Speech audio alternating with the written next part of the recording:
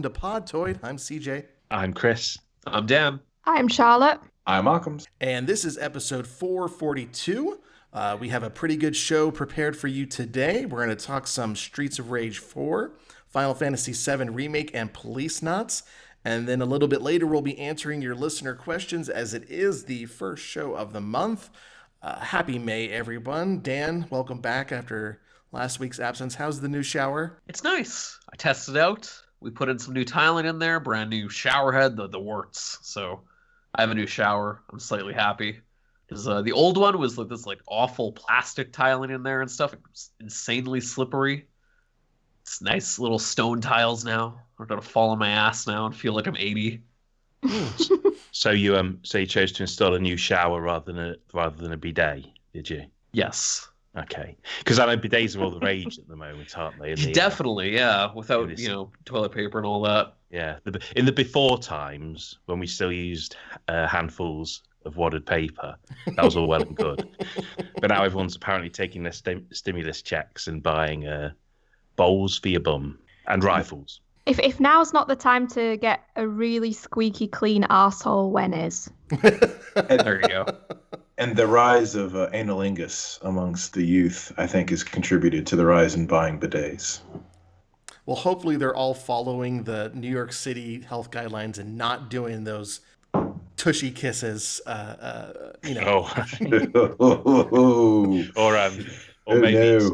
maybe it's kind of like an aftermath of everyone sunning themselves on the roof of the houses with their legs up in the air. I will say that in a jam, a shower can work as a bidet. I'm just throwing that out there. We've all been there. Yeah. Those nights of Miller High Life. Yeah. Those moments have happened. There's no toilet paper in the bathroom that you're in.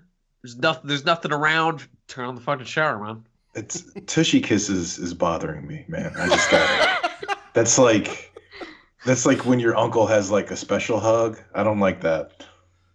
I remember being at school once and just busying myself away with my work, and then my friend just kind of turns to me and says, "Do you ever take a piss while you're in the shower, but also hold your hands under the shower? Because if you do that, it feels like you're pissing on your hands." and then he carried on with his work. He just got back to his books. That feels like a drunk me experiment. I'm sorry, but this might be a controversial statement, but people who piss in the bath or in the shower are absolute animals because you are bathing your feet or your entire self in piss. No, I don't get it. It's not for I don't. I mean, you just the water washes it off, and then you wash yourself, and the soap washes your feet.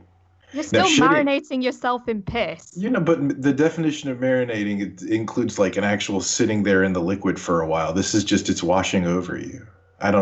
I pee in the shower all the time. I'm happy to pee in the shower. Some of my best pees are in the shower. So in my old shower, that was like super kind of slippery because like the plastic floor, like I can't really describe it. It got worn down, I guess. So like there was no fucking grip. I would be too scared to piss in that in fear of like slipping on my own piss and then falling on my piss. So, but now that I have a new shower set up, it'll be a thought that'll cross my mind eventually. I know that much. It's a whole new game. That one listener who's really into water sports is masturbating furiously right now. I have a question about bidets. I've never used one, but I do wonder, like, how wet does it make your ass? Because I feel like I wouldn't like it because, like, I would pull up my briefs after and they'd be soaked in wet. Like, how wet does that shit get? I don't know. Well, I've used one once, and it was no kind of stronger than a fucking drinking fountain. All right. Well, so we made I don't know now, so I don't know if like modern day ones are just like fucking fire hoses. I don't know, maybe. It's like your asshole gets to drink from the hose, like in UHF. It's like it's getting fucking sandblasted. Oh, well, this is a fun start to this show, I gotta say. I have a stall shower, and those are the fucking worst. I just want to throw that out there. Big, huge bathroom I have, tiny little stall shower. A stall shower? Oh. A stall shower, yeah. Like in a high school gym or something. Yeah. I had a friend who, in college, he lived in an apartment that was a renovated motel. and it was, I don't know, 200 square feet. It was amazing to try to like crash at his place. And his shower was like that, where like my shoulders almost touch both the walls. Yeah. And yeah, it was a nightmare. Yeah, you know what's difficult for this? Buying a shower curtain, because they don't sell those in that size, because they have to be super fucking long. CJ, Yeah. do you shower every day? Yes. Yeah, me I'm too. A clean Yeah. person. I read today that Stephen Fry, hasn't washed his hair in several years or months or weeks. That's a thing. I didn't realize that either. I wash my hair and my body every day. But apparently there is a strong movement of people who don't wash their hair but like once a week maybe, or once every 2 weeks. And it's supposed to be better for your hair because it doesn't strip out the nutrients and blah, blah, I've blah. heard that. Yeah. I having not like, I'm at the point in my life where if I don't shower, if I go 2 days without a shower or like a day and a half, I feel like a homeless person who just lived in a fart. And I don't understand how anyone could not wash their hair regularly. But apparently it's a thing, and it makes your hair nice and silky smooth. You just kind of got to get past that lice itch of it. You see, I was a teenager in 1997, so the only like haircut all my friends had around me, especially my white friends, was dreadlocks. And and that was just like because everyone loved fucking corn. That's corn with a K. And so I was around a bunch of people who didn't wash their hair ever, and I kind of just ended up doing so religiously. Especially not long after, like, say if they ever stayed in my house or stayed in my bed or whatever, and the next day I'd just be like, so that's what dreadlocks are, okay? You'd have to burn your sheets. When I had longer hair, I would only wash it like once every 4 days, just because when it comes to like styling, it's either you have to use a bunch of products or you can use the natural oils that are already in your hair, which turn out are really okay for keeping your hair in whatever position or place you try and set it for. But I've known one white guy with dreadlocks that I accepted as a human being. And it's because he was an anthropology student getting his doctorate in Rastafarian culture, and he had super long, crazy dreadlocks. But he'd like lived in Jamaica for years and done all this. So I was like, okay, you've earned it. I'll give you that, man. But everyone else, nope. Did you ever have someone at your school with that 90s perfectly straight punk mohawk, where it was just literally the tiny strip of hair on the very center of their head that they just spiked completely straight up? A friend of mine, like how long are we talking? For this guy was a 1.5 feet. Cool. Okay. In high school, no, because I went to an all-boys Catholic high school. You can do the math. But in college, a roommate of mine and dear friend of mine who ended up working in the movies, and to this day actually still has his mohawk. Yeah, his is like, God, I guess 1.5 feet probably. And he was friends with all the makeup artists, so they would just dye it random colors. And yeah, that kind of actually worked in his favor. It was sort of his brand for being on movie sets, because the way he got a lot of work was like, he did good work, but he was also known as like the guy with the mohawk. So whenever they didn't know his name, but they're like, yeah, that guy with the mohawk did good work. Let's get him back. And so yeah, but yeah, Chuck's had that for, God, a decade now, 2 decades maybe. How old am I?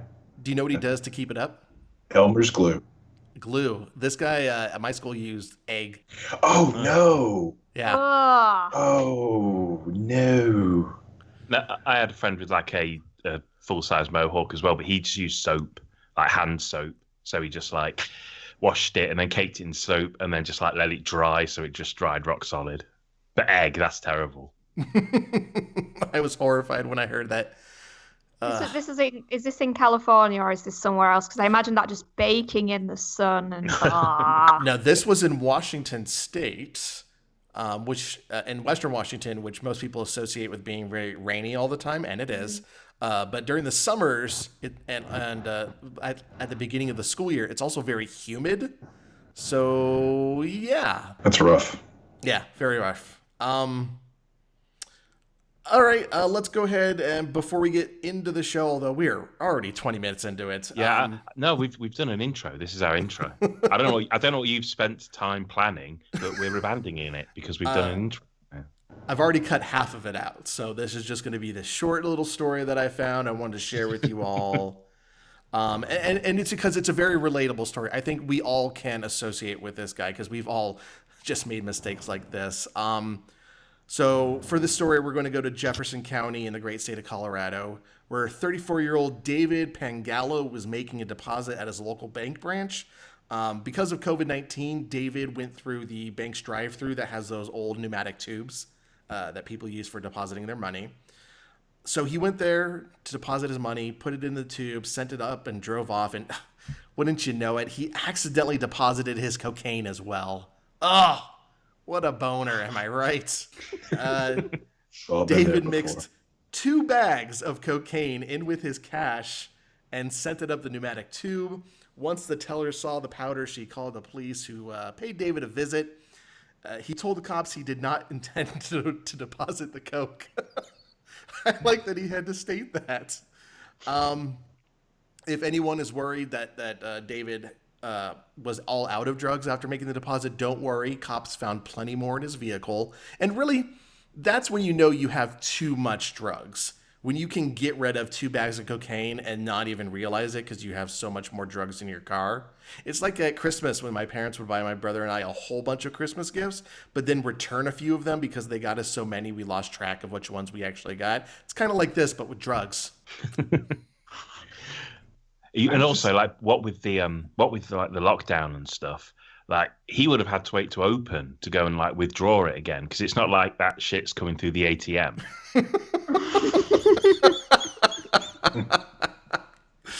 Oh, that is true. Also, I gotta wonder. By the way, he was arrested and charges are pending.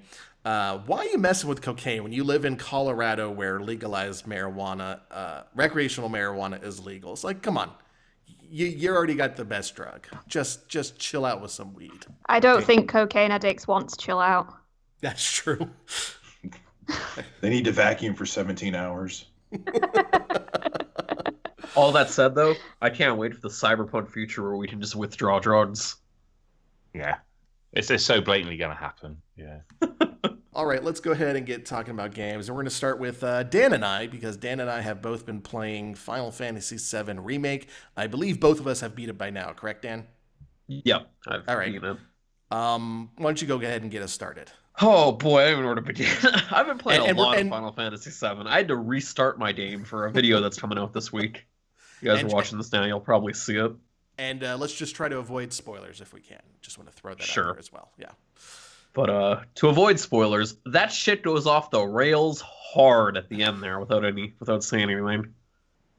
Enough so that I have seen some just insane reactions. I remember just going on Reset Era recently and seeing a guy just talk about like how he's suicidal over the ending, which was a bit much.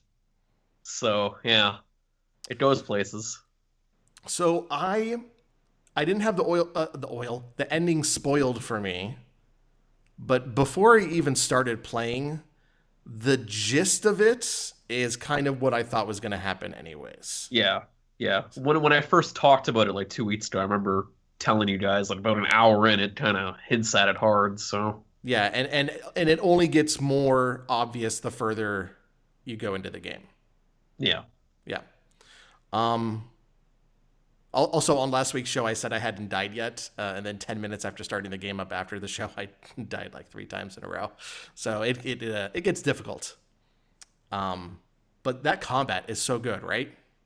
Yeah. Oh no, the combat is fantastic. I feel like I was very worried. I remember talking about this about a month ago on Podtoid, being just questioning the combat from the demo and stuff from when you guys played it. Yeah. Because I was not crazy about the Final Fantasy 15 combat, which to compare was like more or less just holding down a button and watching. This is a lot more tactile. There's decisions to be made, characters to control, weaknesses, all kinds of stuff. It's great. Yeah, and just the materia system is fantastic. Absolutely, and especially going from playing this for 35 hours, then going to try and beat my copy of Kingdom Hearts Final Mix 1.5. Oh God, it is like night and day between those two games. This is, I think this might be the best action RPG system that I've experienced. It's just so damn good, and there's so much opportunity for like tactical options. There's just a rich palette of choices that you have when doing the combat in this game because of how it's set up. Definitely. I'd still say my favorite is probably Dryden's Dogma, though, when I think about it a bunch. In terms of combat, I mean. Yeah. No, I can see that. I guess I'm just more thinking along the lines of when I say action combat, I'm thinking like in terms of this and like the Tales series that, it's kind of just, sure. Small quarantine battles versus open world. But I will say I like the game.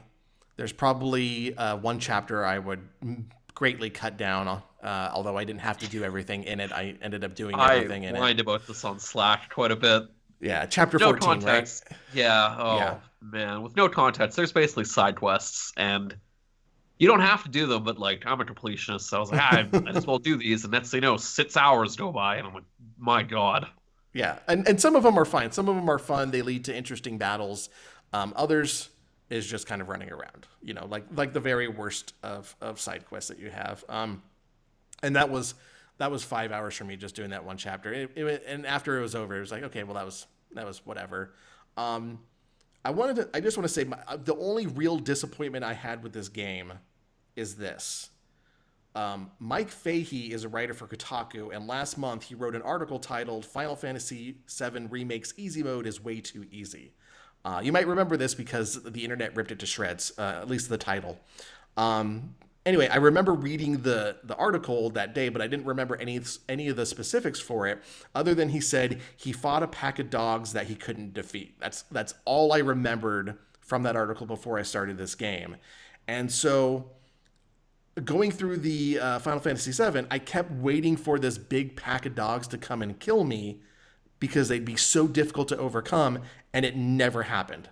There was no pack of dogs I couldn't easily handle. And so after I beat the game, after I watched the credits roll, I'm like, wait, what the hell? Where did he fail? Where did he have so much trouble? So I went back to the article, and this moment he's talking about, it's in the penultimate chapter. It's near the very end of the game. And I don't want to say this as I'm so much better at his game than him, or he needs to get good, but like at 30 plus hours into the story, you should really have the combat and materia system down, that you shouldn't be losing to these dogs. There are a lot of them. They do attack in groups, but I killed all but one of them with a single move. So yeah, I don't know. Yeah. I didn't see that. There was no battle in this game I couldn't overcome outside of the Leviathan, which I just gave up on. I know the exact fight you're talking about. I remember launching like the big fire materia, the one that costs like 22 MP, like the final form of that or whatever, and took out like 90% of them in one go. I did Tifa somersault because her limit break filled so quickly, and that killed all but one of them. So yeah, I was waiting for this moment to come up, and it just never did. And then when I went back and looked, I'm like, really? That's the problem? That's the part you had problem with? That late in the game? Okay. Maybe he was playing like a pre-patched I don't know. Maybe he was playing an early build. I don't know. Any last thoughts on it? I'm liking it, but the thing is, I'm liking more of when it's sticking to the Final Fantasy VII stuff in general. When it kind of goes off the rails into some of the newer stuff, I don't find the newer stuff that much more compelling. But I don't want to go into that because there's too many spoilers. But that's just my take on it. I kind of feel the opposite. I'm happy with the elements that they have added to this to the game, the way that they have fleshed out the characters, especially Wedge. He's great, and I cannot wait to see what happens going forward. And like you said, it's really tough to talk about without spoiling it. So I just want to point out. Well, I have a couple of thoughts as well. Just like the first is, I think, just emphasizing what I said last week. I wasn't particularly convinced I was going to play it like at all, for a bunch of reasons I'm not going to go into here. Nothing against Final Fantasy VII, just other reasons. But like hearing you guys talk about it and having kind of the ending spoiled for me, as I spoke about last week, has kind of convinced me that I'm probably going to play it. which is really strange because it's like it's been a long time since kind of I've been talked into playing a game, particularly by kind of someone ruining it for me, which is interesting. And the other thought I have is some people pronounce it reset era. I don't know. How do you pronounce it? Tired. Resetera, like etc.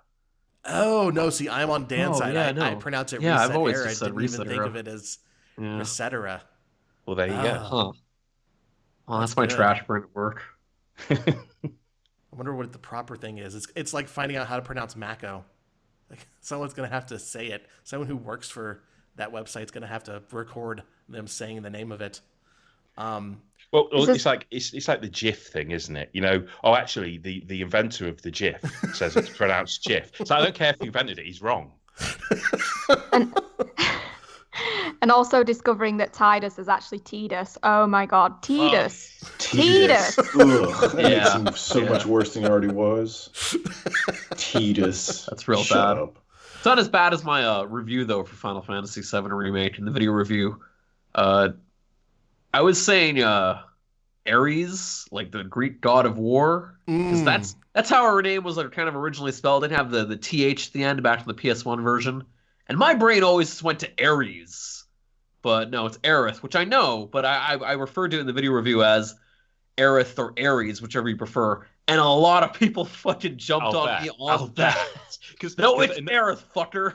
I had a lot of comments about that. Well, it's like enough people, like since fucking 97 or whatever, enough people get angry about the heiress thing. Like enough people get mad about that. But you've just brought in like a whole new horse into this race with your Ares.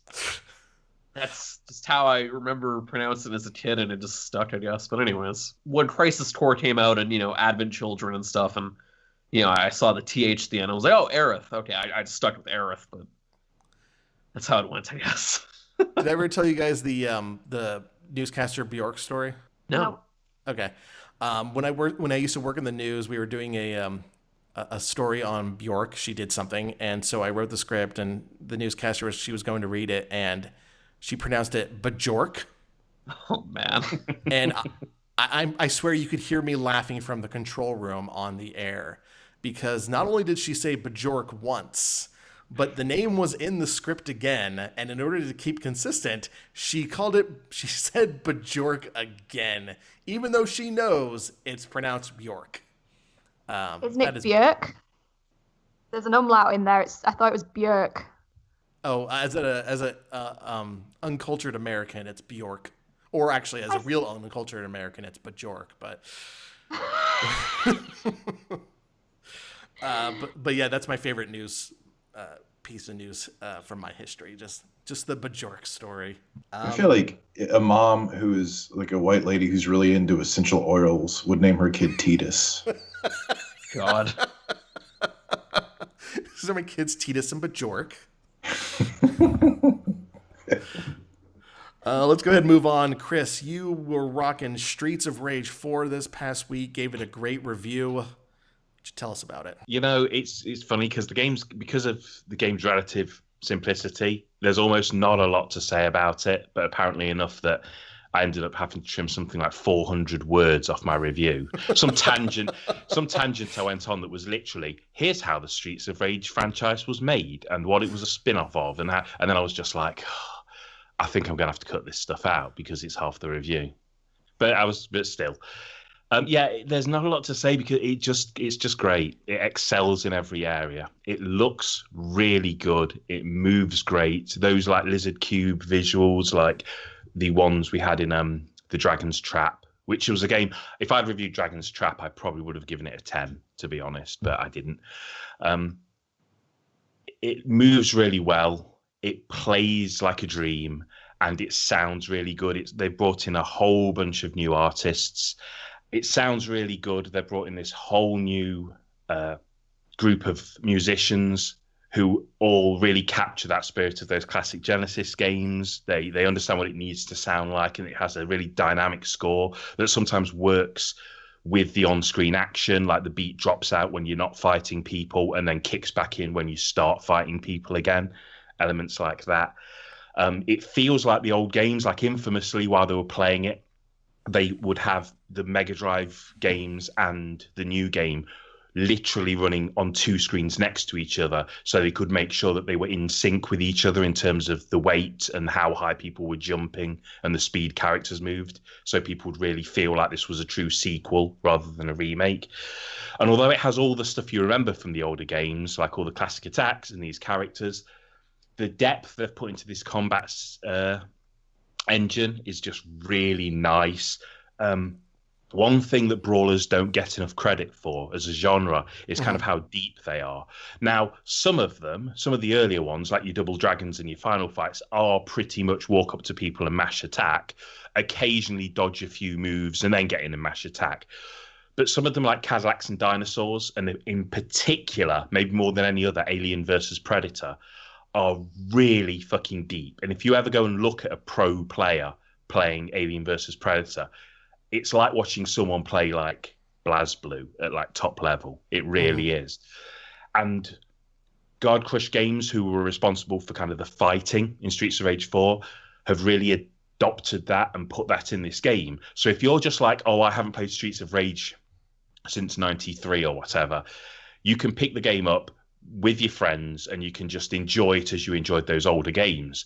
But if you want to like kind of push on in that game and move into the higher difficulty levels and really get depth out of it, that game's so deep that like I think people don't understand how deep it is until they see like videos that have been popping up on Twitter of these touch of death combos that players have already been discovering. How you can go from just getting one opening to dropping like 80% of a boss's health bar without them even touching the ground. And that requires practice, like any fighting game requires practice. Yeah. So I think whilst that's really good for the game, it is causing a problem for some people. I've been reading some disappointments online where people are saying, oh, on the higher difficulty levels, the enemies are unfair. Or they're saying, oh, there are some enemies, and when you walk towards them, the computer knows what distance you're at, and it attacks you before you can reach them. But that's by design, and I think some people are missing this. They're made like that on purpose to encourage you to find a way around the situation.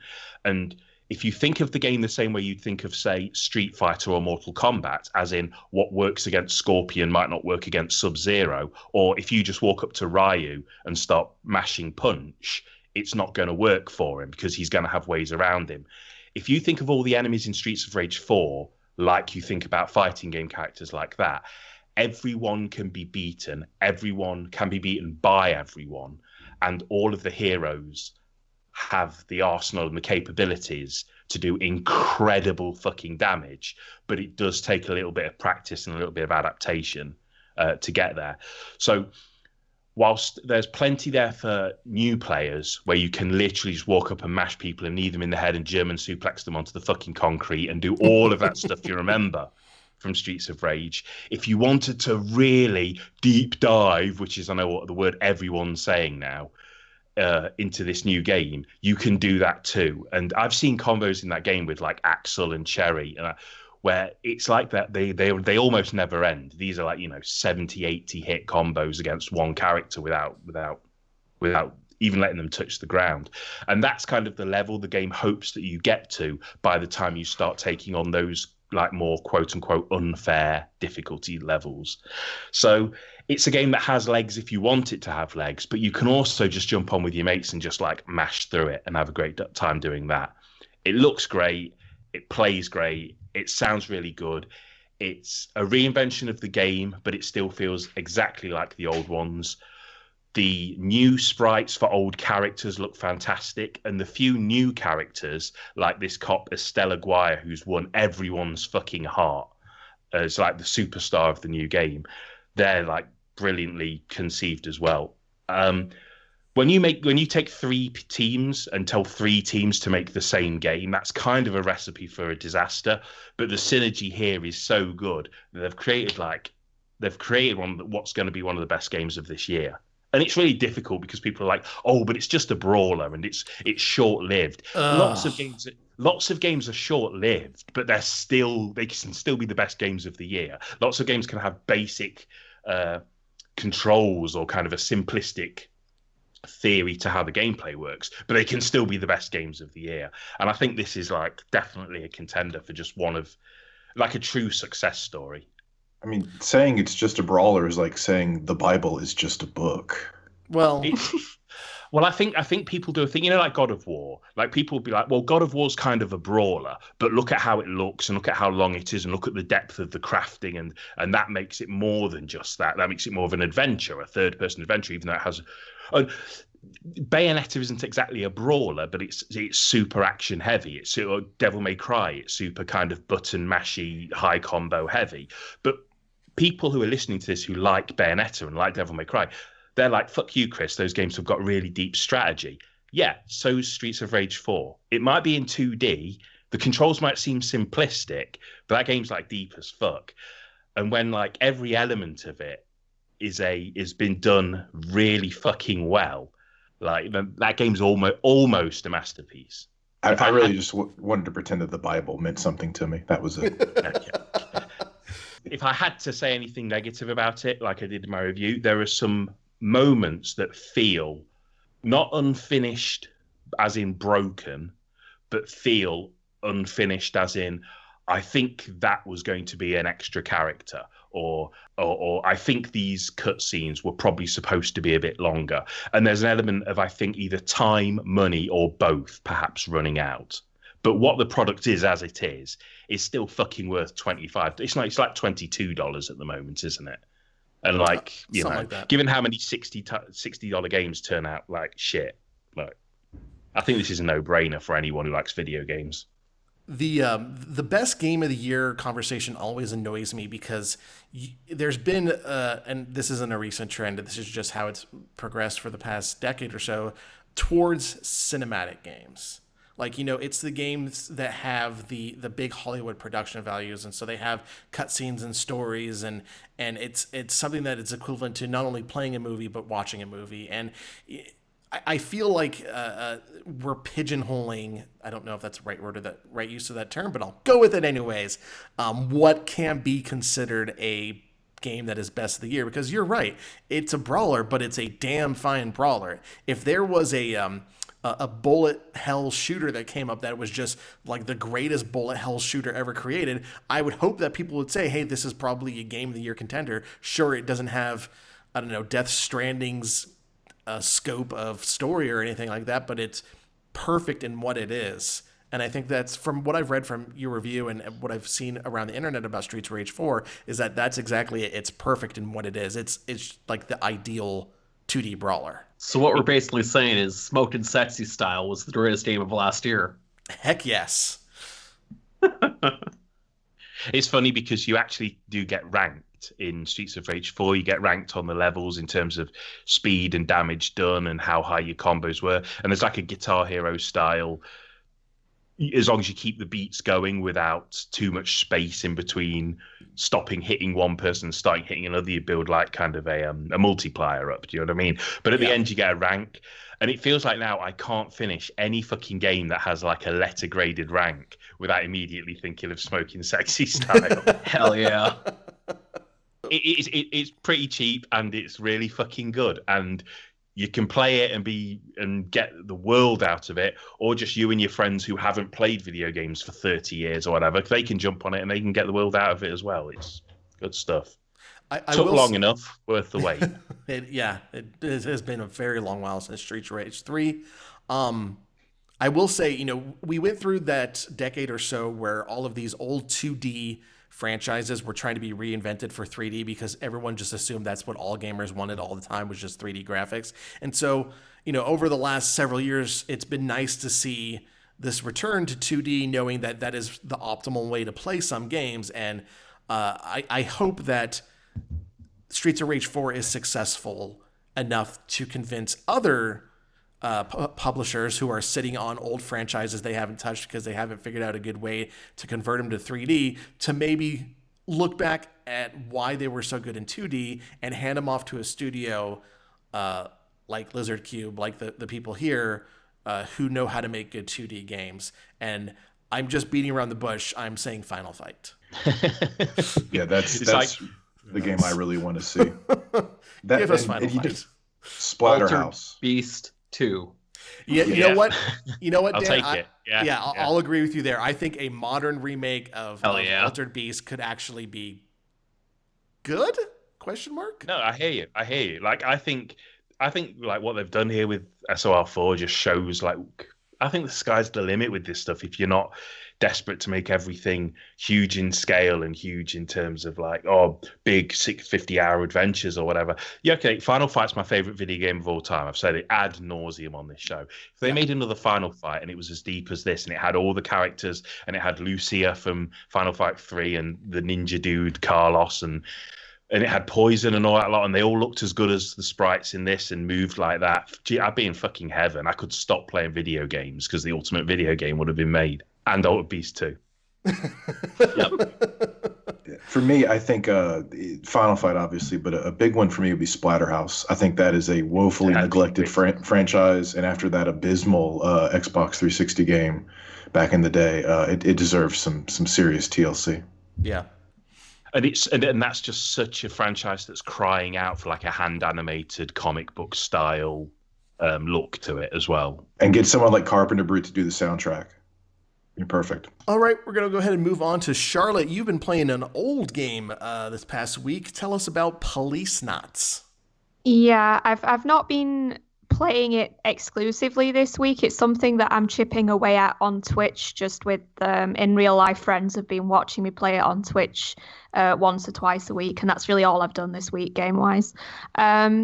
So it came out in 1994. It's a Konami game. It was I don't know the exact role that he played in it, but basically Kojima was at the helm of it.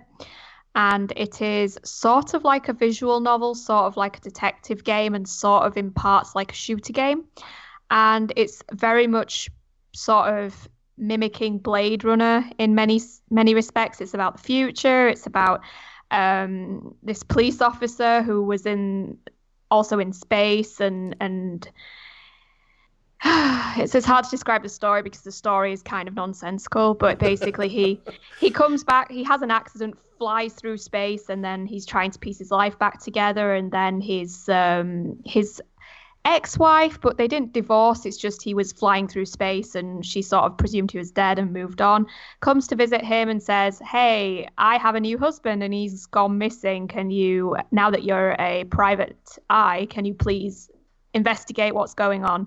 And then it devolves into this story about drug trafficking and murder mystery, but also a lot of medical stuff about how part of the story also involves immune system. What's it called? Immune system diseases, because basically the story takes place between a planet which is like Earth and a settlement which is like as if we'd settled on Mars and created a colony on Mars. Mm-hmm. And people who've settled in this colony have a lot of health problems, so that sort of comes up. The story is it's interesting, but not the most interesting sort of visual novel or detective story I've ever played. It's sort of runs through themes that maybe back in 1994 were groundbreaking, but it's kind of not all that interesting to play now. It's also aged absolutely terribly because it's one of the most sexist games I have ever played. All of the female side characters have extremely revealing outfits. Female prostitutes are a huge part of the story, sort of in a way that they don't particularly need to be. Wait a minute, Charlotte. Are you saying that this Hideo Kojima designed game treats women badly? But actually, this is the thing. What the heck? I have more respect for how Kojima did this game than all of the excuses he's made in more recent games, to be honest. At least he owned it, right? Yeah, exactly. At least he just did it and didn't try to think up of fantastical reasons. I mean, there is one where, for example, a woman on reception at a pharmaceutical company that's a big part of the storyline is wearing an extremely cleavage-bearing sort of outfit, and he does say, well, it's the uniform, we all have to wear this, but it's not like some convoluted reason as to why, I need to absorb sunlight because I'm on this colony, and if I don't, then I'm going to get vitamin D insufficiency or something. That spoils it a bit, especially it's not just the side characters as well. There's a pretty big character who basically part of the storyline is sort of robot mosquitoes, and she accidentally releases one of these robot mosquitoes out of her purse, and it's flying everywhere, and of course it lands in a cleavage, and you have to click on it. Yeah. So I don't know if I'd recommend play. It's an interesting game to play, and I'm going to play it through because it's kind of fascinating.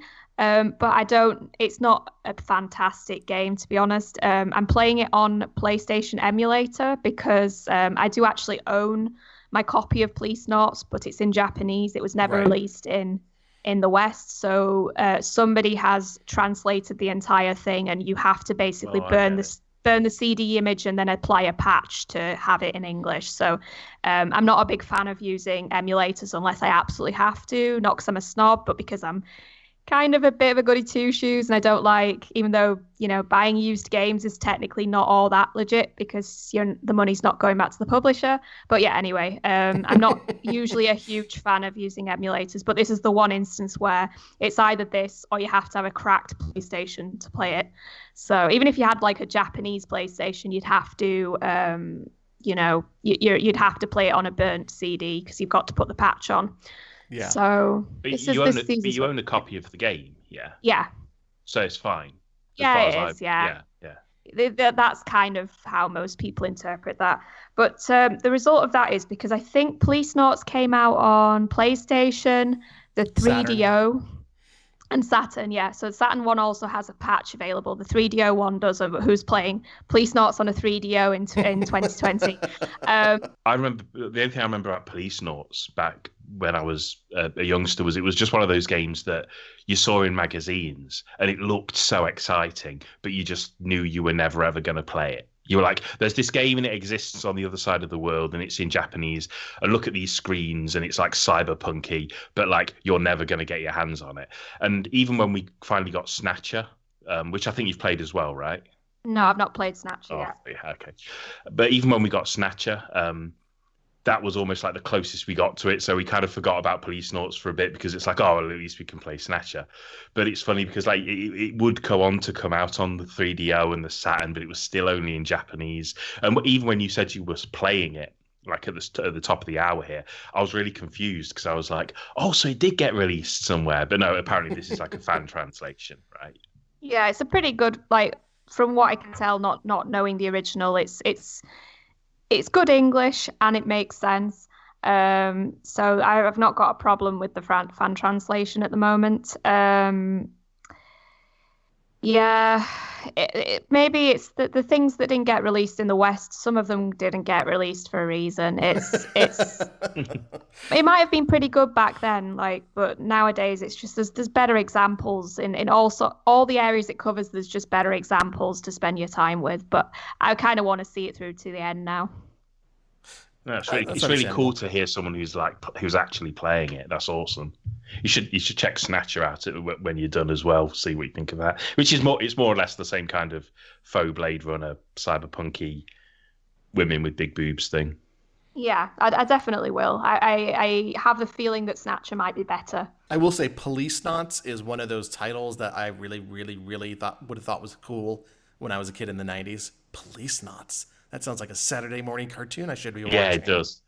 It sounds like so. Yeah, like a team of 4, and one of them's a woman, and they've got like a talking animal sidekick. Yeah. I remember having like that exact same like thought process as a kid playing Metal Gear Solid 1 and 2 and like finding the posters for it and wondering what the hell it was. And being really intrigued by the name of it. So I forgot that there's like posters for the games stuck up in the in lockers and stuff like that, isn't there? Yeah. All right, let's go ahead and wrap this up with Occams with some movie recommendations. Occams, take it away. All right, I'll go quickly. I'm in too good of a mood right now. There you go. So real quick shout out to Chris on your you're talking about all those combos in Streets of Rage. It reminded me of a fun game I used to play in the arcade, and I play it now on Dreamcast, called Dynamite Cop. Right. Where they had like these insane combos where you could break someone's arm like 15 times. And it made me think of that. It's a dumb game, but it's worth watching on YouTube. Dynamite Cop, it's fun. And the Die Hard arcade game was also really fun. But movie recommendations. So I was trying to think of, a lot of people have Netflix. And Netflix has its moments. It's not particularly great for like old or rare or cult classic type films, but I wanted to pick a couple since everyone has Netflix. And again, these aren't super rare, but they could be very fun if you've never seen them. The first, really, kind of the title explains it all. Killer Clowns from Outer Space. It is a classic horror It's a movie. classic, yeah. It is about killer clowns And from where are they outer from? space. Oh, okay. They're from outer space. Yeah. Probably like Clowntopia or some bullshit. It's an amazing movie. If you ever want to see like clown gags that murder people, there you go. It's so good. Great makeup and special effects hold up to this day. There's a cotton candy cocoons that still kind of creep me out. Yeah, The yeah. physics of that really bother me. That's not a spoiler because pretty much take any type of like clown trope and someone dies because of it. Really, really fun movie. Killer Clowns from Outer Space. It's also got a really good theme song. That's just back in like the era Dickies. where they made these movies all got their own theme songs, and so like they found a way to work that into the guitar riff that I always wanted to learn.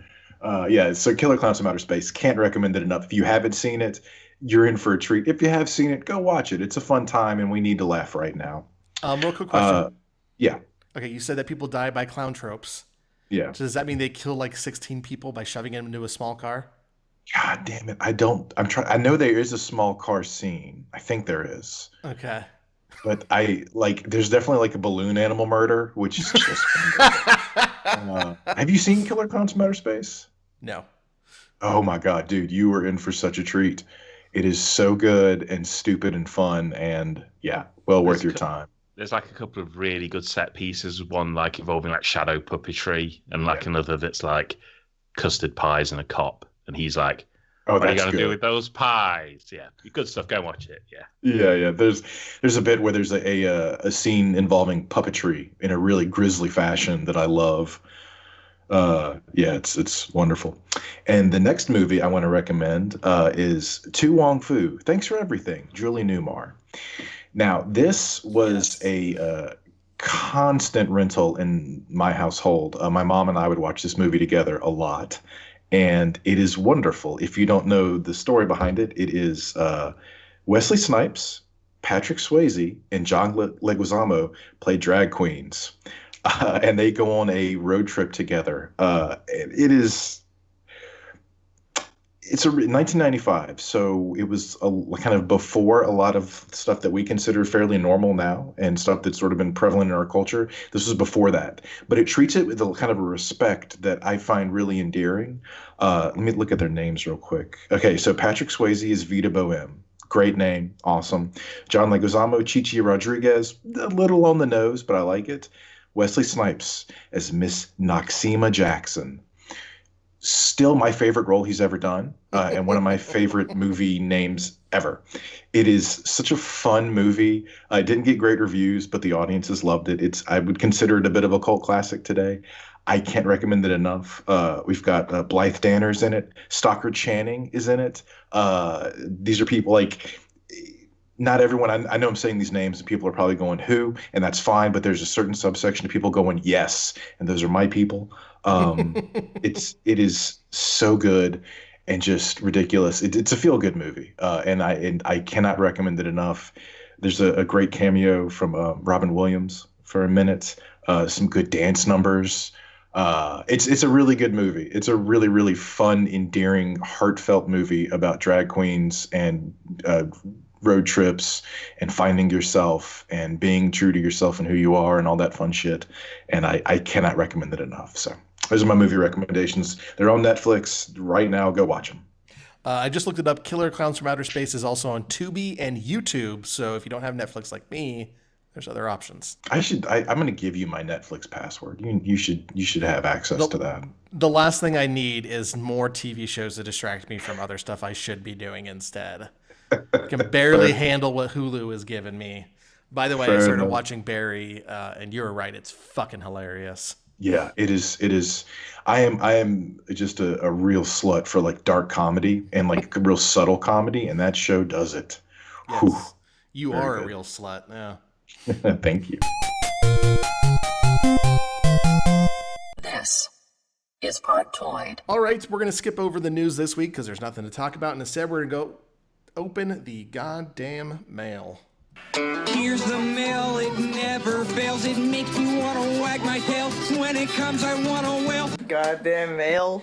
We got some good questions for the show this month, and a few that were actually left over from last month that we didn't have time for, and we're going to start with those. So question 1 comes from Satanas Day 71. Have you ever suffered through a food, and what was the food? I got a couple. Okay. I've had deep fried pig intestines, and the smaller pieces were good. The larger pieces had a kind of ureic flavor to them that I did not appreciate. Uni, which is just kind of a sea urchin. Love it. Tastes like the ocean and armpit, and the texture is just. It's like cookie dough that was made by farts. I hate it so much. So goddamn good. Oh, it is disgusting to me. I love sushi and different, and I'll try pretty much anything. Uni, boo.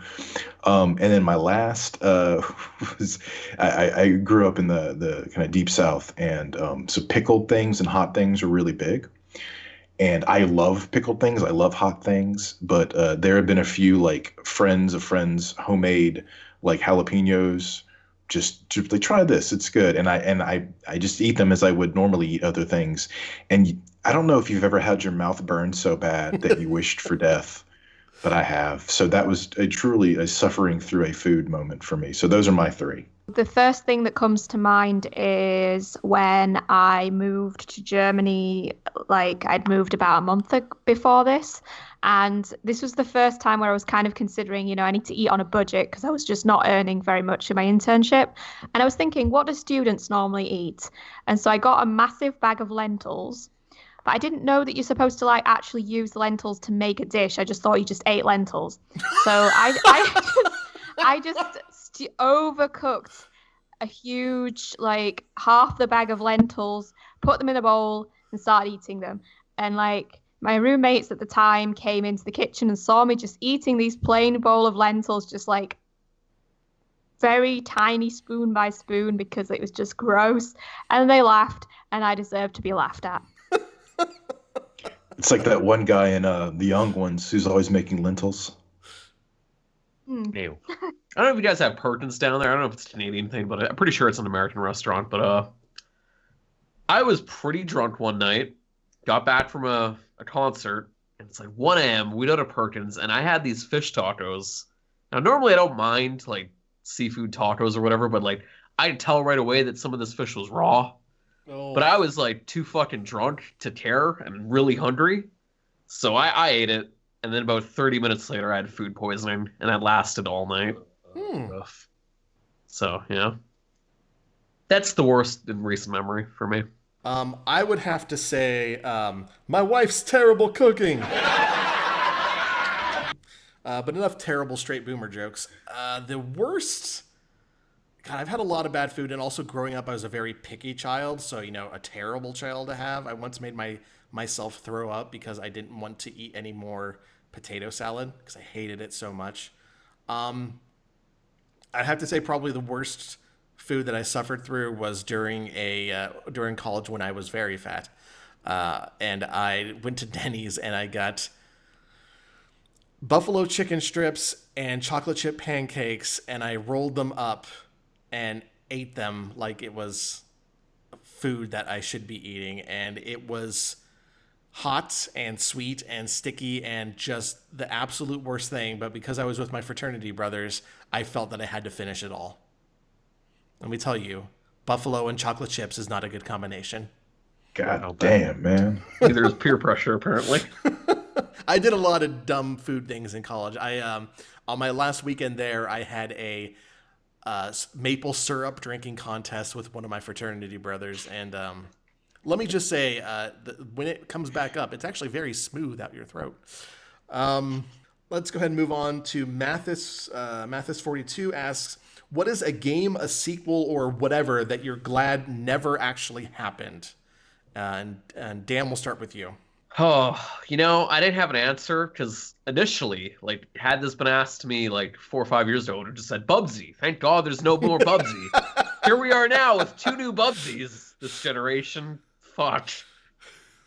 And they're not even good either. They just keep coming out. They're not. Like, same with Duke Nukem. Duke Nukem came out. Like, why? Where are these fucking names coming from?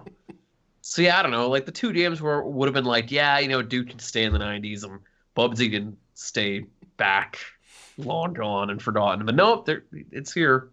Chris. I don't know. There's sometimes I'm glad a franchise ends because like there'll be a protagonist and you'll really like the protagonist and the characters, and then the franchise ends before you like start to hate them, and you're like, oh, I'm glad they're not going to make a sequel, or they make a sequel where they all get killed off or whatever. Do you know what I mean? But most of the sequels that I don't think should have happened are generally film based, and they fucking happened. Like they shouldn't have, but they did. 2 that spring to mind off the top of my head that are just like intolerable. Battle Royale 2 Requiem. Fuck making that movie. Holy shit, nobody wanted that. Nobody wanted that fucking film. And American Psycho 2. Holy man. Like, you know what the world needed?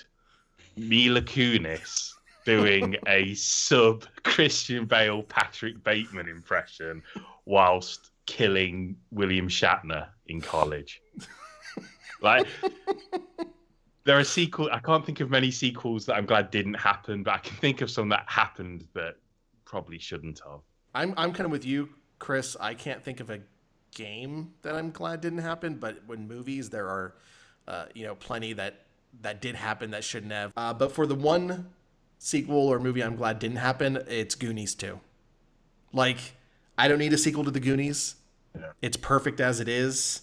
I don't need a more politically correct remake. I don't need anything more from Goonies other than I should probably get it on Blu-ray. Instead of remaking Goonies, they should just do what Chris Columbus and Richard Donner did and make something original that lasts for generations. I mean, that's what Yeah, I don't know if they could make Goonies today, because I feel like sloth would be real problematic. Yeah, sloth. Data would have to be completely changed. Yeah.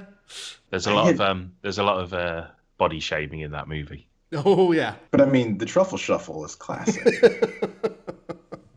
And then that animated GIF of Captain Picard shooting the Tommy gun and Truffle Shuffle bouncing the bullets off. I remember as a kid watching that film being genuinely quite scared of the Fratellis. I genuinely thought they were quite a frightening, even though you knew they were just like, it was just characters in a movie, thinking like they were quite a frightening family. Well, the mother had that I've been smoking for 135 years voice to her, and that was just, every time she opened her mouth. And that woman, I forget her name, but she was such a good character actor. Such a good actor. Yeah. I loved her. And that I was more scared of that glass of water they served the kid. There was like a layer of dust in the glass. It's just one of the little memories I picked up on. I did love the tub of ice cream though. And doesn't one of the Fratellis have a gimmick that he's always singing opera? Yes. It's is it Robert Davi? It's Robert Davi, right? Yeah. He's always singing opera, yeah. And as a kid, I'm just like, oh, there's this angry old woman and this guy who's singing opera all the time. I thought that was terrifying. I could be making this up, but I'm pretty sure he studied opera before becoming an actor, and that's maybe why one of the reasons he was singing in the movie. Don't quote me on that, though. Yeah, I like that. Charlotte, you got an answer for this? Yeah, sure.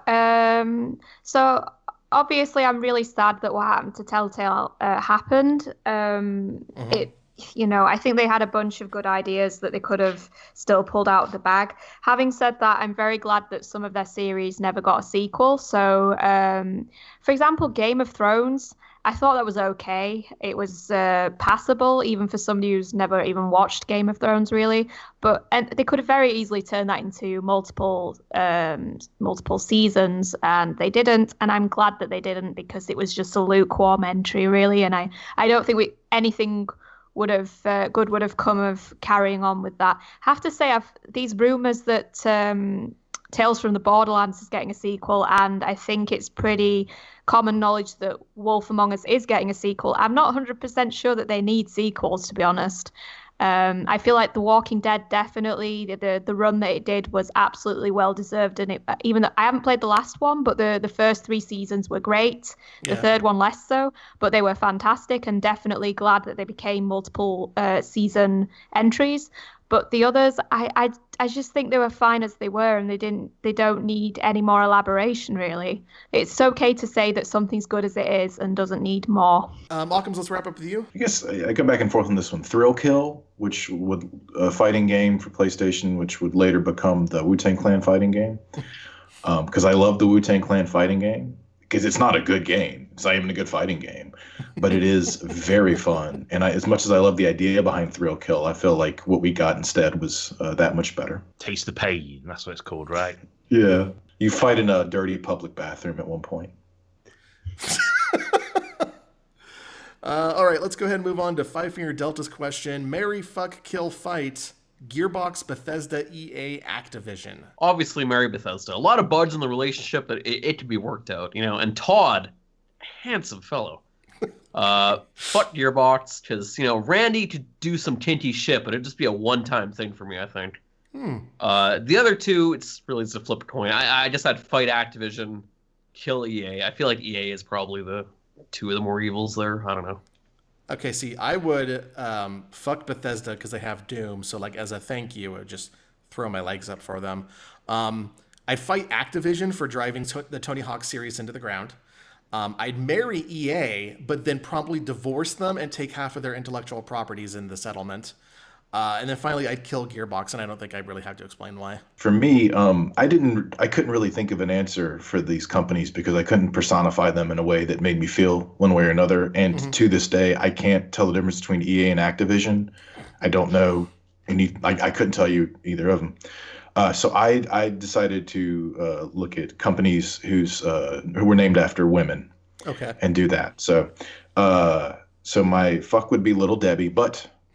Little Debbie now. Little Debbie now. Big asterisk on that one, folks. Little Debbie now. Okay. Now. Okay. Now. Gotcha. I would marry Aunt Jemima. Okay. Just kind of a dead pause there. I appreciate that. No, I was appreciating the answer. Well, silently. Yeah, sure. I would kill Diane von Furstenberg because I feel like that needs to happen. Like she sounds like a villain somewhere. And I'd fight Kate Spade. Wait, is Diane von Furstenberg Anderson Cooper's mom? Or am I confusing No, that with that's someone Gloria else? Vanderbilt. That's Yeah, Vanderbilt. Okay, Vanderbilt. that's some other designer. Yeah. Okay. All right. D. Francis 22. In light of the recent Last of Us Part 2 leak, has there ever been a leak or a piece of news that killed your enthusiasm for a game? For me, I've never had a leak kill my enthusiasm for a game. But when I find out that developers have treated their employees poorly or screwed them out of money or said some racist shit, that'll end my anticipation for sure. Dead stop. It's why I don't buy Nicalis games anymore. I'm similar to you, CJ, actually. I don't care about spoilers at all. In fact, I spoil games for myself all the time because knowing what's going to happen doesn't really ruin the experience for me. People can argue and say, yes, it does. Your perception is wrong. But for me personally, I just don't care enough. I think that comes from a past of not having the money or the resources to buy things when they came out. So I just secondhand enjoy a lot of things. Yeah.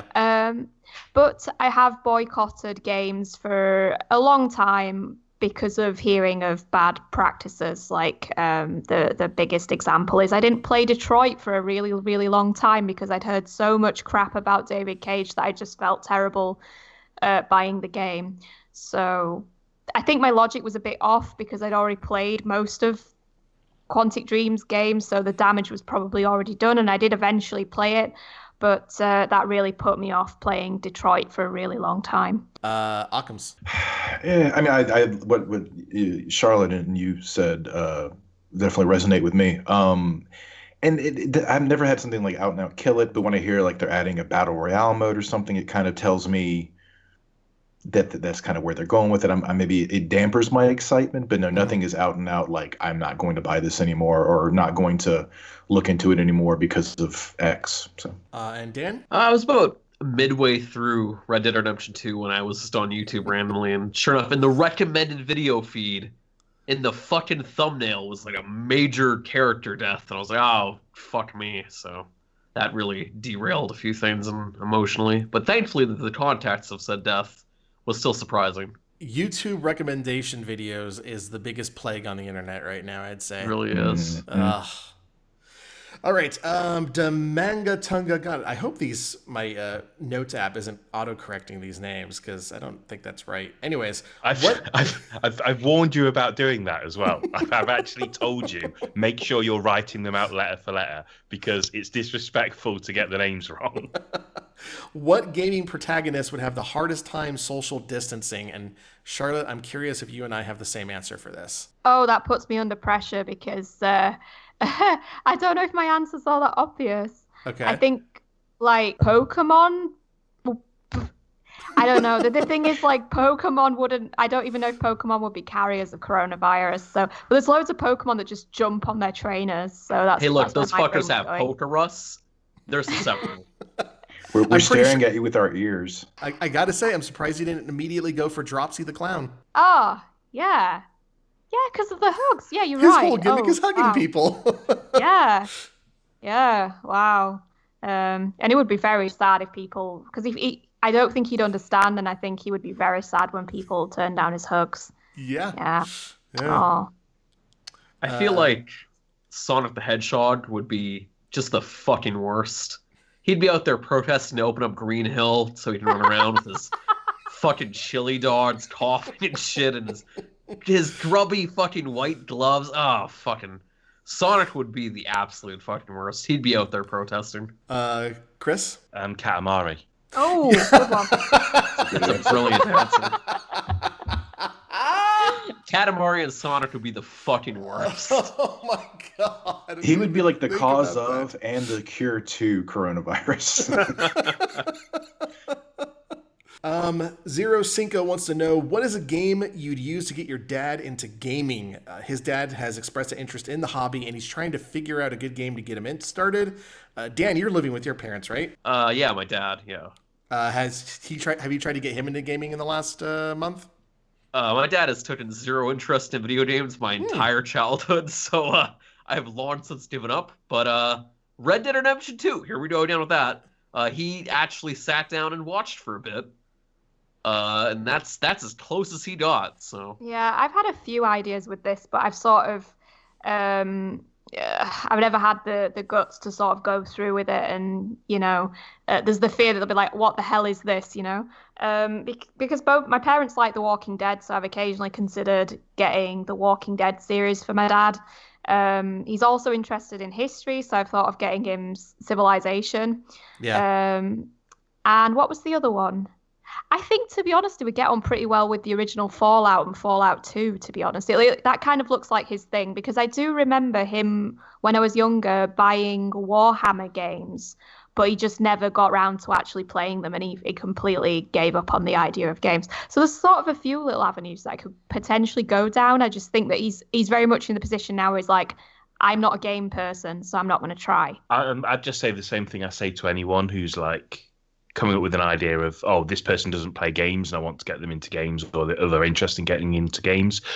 You think of the controls first and the genre second. So you look for something that's going to be within the controls that they know. So something platformery, like something basic like Super Mario World or Crash or something like that. Or like you guys have said, like a point and click game, because everyone kind of knows how to use a PC. So anything that uses like keyboard and mouse.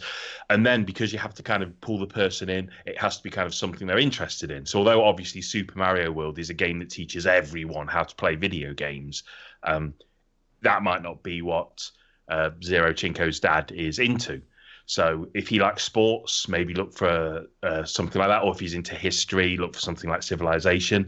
But I think I've always found the best way to get people into games is to give them a game that's something that they're interested in in terms of its themes, but in terms of control is something that they're already used to do. So maybe something on a mobile or something that uses the mouse or something like that. But there's so much out there, and we've had some really, really good answers already, to be honest. I will say I've wanted to get my dad the NFL Manager series, which is, but I think it's only free to play on tablet, and so I'd rather get him one that doesn't have a bunch of ads and meters and microtransaction and whatnot. Right. So I think that would be something he'd be absolutely into. Yeah, my dad as well has like a fantasy football league. He's had it ever since I was born with his friends. Wow. So something like Football Manager would be good for my dad as well. Now, when you say fantasy football, you mean European football. Okay, just want to make sure. Yeah. Because there's a thing with a lot of I'm trying to get someone into games, where you see someone put that thread up on like a forum or whatever, and people come up with answers like Final Fantasy VII because it's like one of the great or they say like Resident Evil 4 because they're like, oh, it's exciting and it's one of the greatest games of all time, and it's like these people like haven't played video games, and you're just like, okay, you need all 4 face buttons, all 4 shoulder buttons, and both thumbsticks. So I think control is the first step you look at when suggesting a game for someone who doesn't play video games. Yeah, I was going to say that exact same thing. It's that is so important. Like my answer was going to be Wii bowling, because my father, who is, what is he, 84 now, 83, we had a Wii, and I showed him, okay, Pops, this is how you play bowling. Once you got the hang of having to release the button when you swing up, just bowl like you're bowling. And he looked at me, and he, Bud, calls me Bud. I grew up in a time of radio, and to me, this is science fiction. And he had that's wicked. Yeah, he had so much fun with it. But it was the simplicity of it. Like anything too much, they're gonna drop out. Especially there's a bunch of shit on screen like stats and health bars, and you got to ease them into it. Chris, perfect answer, dude. Perfect answer. Uncle Arena Fighter is citing a recent example of Naruto Ultimate Ninja Storm 4 for Switch. They want to know if a patch or major update has made a game remarkably worse. There's been a whole bunch, but the one that immediately springs to mind is like WWE 2K20, which when it launched, it was a disaster, and the patch made it so when the clock struck midnight on a December 31st, 2019, the game just stopped working entirely. Yeah. I would say Fallout 76. When that thing came out, they kept trying to like push out patches to fix bugs that would create other fucking bugs and problems. It was a fucking disaster that would not stop. And they've only just now began like dabbling in the idea of private test servers to test these patches. Like it was just an endless train wreck of bugs and patches that would try and fix the bugs, which would cause new bugs and new exploits for like a straight year. So that one stands out to me immediately. Just real quick, because you're going to hear it in the comments, I'm sure. It's Naruto for the anime. Say? You said, what did you say? Naruto? I don't know. Naruto, yeah. Just someone to point out in the comments. Okay. Tell them to simmer down. Charlotte? The only thing I can think of that comes anywhere near close to this is the fact that some games have had presumably patched out server connectivity way too early. An example of this is Gravity Rush 2, where it hadn't. I don't think it had even been out for 2 years when it lost half of its features, which is just like, why? I mean, we reviewed this game on Cane and Rinse, and we had a lot of bad things to say about this game, but it was obviously enhanced by the stuff that required connectivity, and that there was plenty of people who still wanted to play the game. In fact, even though I had a lot of bad things to say, I really want to play that game again for some reason, and it's just way too early to start patching out core parts of the game for cost reasons, presumably. That's the only example I can think of where a game has changed for the worse. Well, to be fair, Sony is a very small company, and there's no way they can afford to keep that online. It's just surviving PlayStation by the Plus. paycheck They got to maintain that. Yeah. Siddhartha85 is asking, with the possible near elimination of loading screens in the next 10 year or with the next gen, what is your most memorable loading screen? Oh, it's easy. It's the best one ever. Resident Evil. Yeah, doors opening. Yeah, just perfect. Nah. Mini Dan? game loading screens. Budokai Tenkaichi 3, Dragon Ball Z. You'd spin the analog stick around, and Goku would eat like bowls of rice, and they would stack up. That shit was incredible.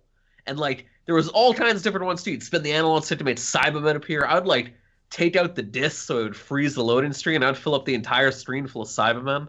That shit will always be permanently embedded in my brain. And yeah, loading screens are going to be like a thing of the past, according to these SSD specs. So Yeah. I'm going to kind of miss those, honestly. A small part of me will miss them. Oh, and Skyrim. Skyrim and all its like lore and stuff, and the character models you can spin around. That was pretty neat. Charlotte? The Sims series always had very memorable loading screens, especially the initial loading screen where it had things like reticulating splines, which only later on I realized was complete nonsense. Yeah. a bit like, to be honest, it's so memorable that Discord has basically copied it.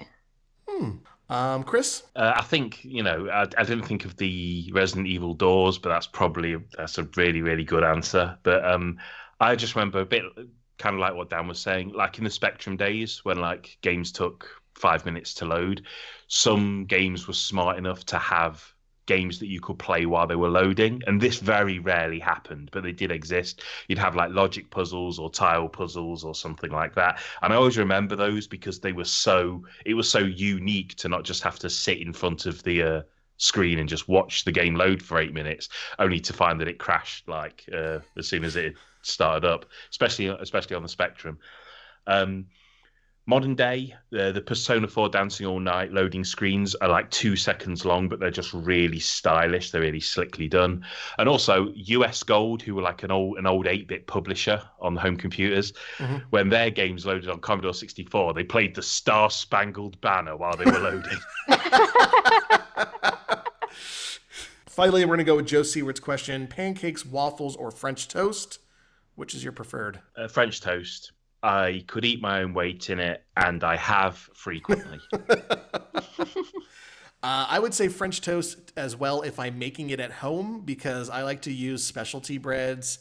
Especially it's great around the holidays when you get like the breads with the nuts and the fruits in them to make that into French toast. To die for. But when I go out to restaurants, it's always pancakes because they're cheaper and you get more of them. But only if they're wrapped around buffalo's wings. Right? Yeah, only if they're wrapped around buffalo chicken. Blah.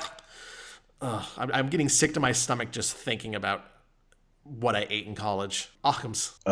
Probably be pancakes from a standard. But French toast when I'm feeling fancy. And waffles can eat my ass, man. There's no need for them. I don't know why waffles are always so expensive at diners. Like, I get really? 5 pancakes for $5 or 1 waffle for $9.95. What? That doesn't make sense. Because, CJ, you're paying for that little lattice pattern. Charlotte. Okay, I'm going to be controversial and say waffles because whenever I've had waffles, they've been like a proper dessert thing with ice cream and chocolate, and the dents mean it all sticks into the holes. I've never really eaten much French toast, so I can't really comment on it. And I only really like pancakes if it's like a savory crepe. I don't really otherwise eat pancakes very much, and I feel like this question implies that it's sweet things and not savory things. So, if it was everything, I'd say I'm a fan of a savory crepe, but otherwise I'd say waffle because it implies it's just absolutely ginormous and full of ice cream. So if you had a waffle in front of you and a bottomless pit of toppings and ice cream flavors, what are you putting on it?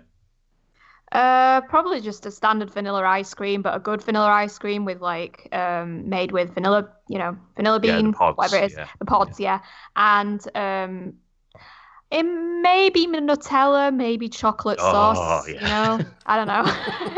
I'm not super fancy, but yeah, that sounds pretty damn fancy. Yeah. I'm so hungry.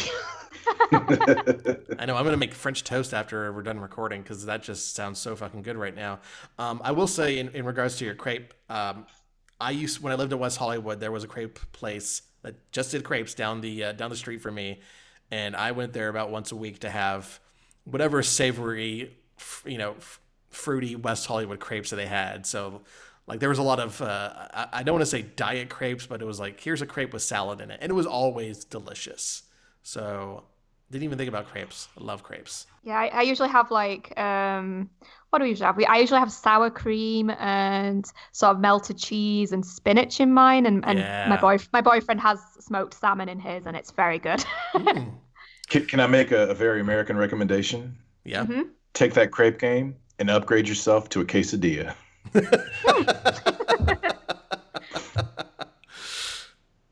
You could keep all those ingredients, just add all the cheese in there. I guess God, I'm so hungry right now. I want a crepe. I want French toast. Dan? I was gonna say French toast, but like Charlotte kind of put over waffles in my brain just now. So remember with waffles, just the idea, like the little dents, it makes perfect sense. Just all melts in there. So The only time I really enjoy having waffles is when I'm having chicken with it. Chicken and waffles. That is a great brunch food right there. that is some American fucking talk right there. Hell yeah. Mate, can we just fucking wind up? Because I want to go and eat. Yeah. That's actually the end of the question. So that is it for the goddamn mail. Here's the mail, it never fails. It makes me want to wag my tail. When it comes, I want to wail. Goddamn mail. All right, we are just about out of time, but before we end the show, Occams, we have a shout out this week. Yeah, we got some birthday shout-outs. Nice. Sam Vandermeer's birthday. We got Sir Shenanigan's birthday. Gus TT Showbiz's birthday. And Absolute Freak's birthday. All wonderful people, great users. We're happy to have them, happy to celebrate their birthing day on the site. Awesome. Congratulations. Happy birthday to you all. That is it for this episode of Podtoid. On behalf of Charlotte, Dan, Chris, Occams, and myself, thank you for listening. And don't forget to subscribe on iTunes, Google Play, Spotify, Podbean, or to the Destructoid YouTube channel.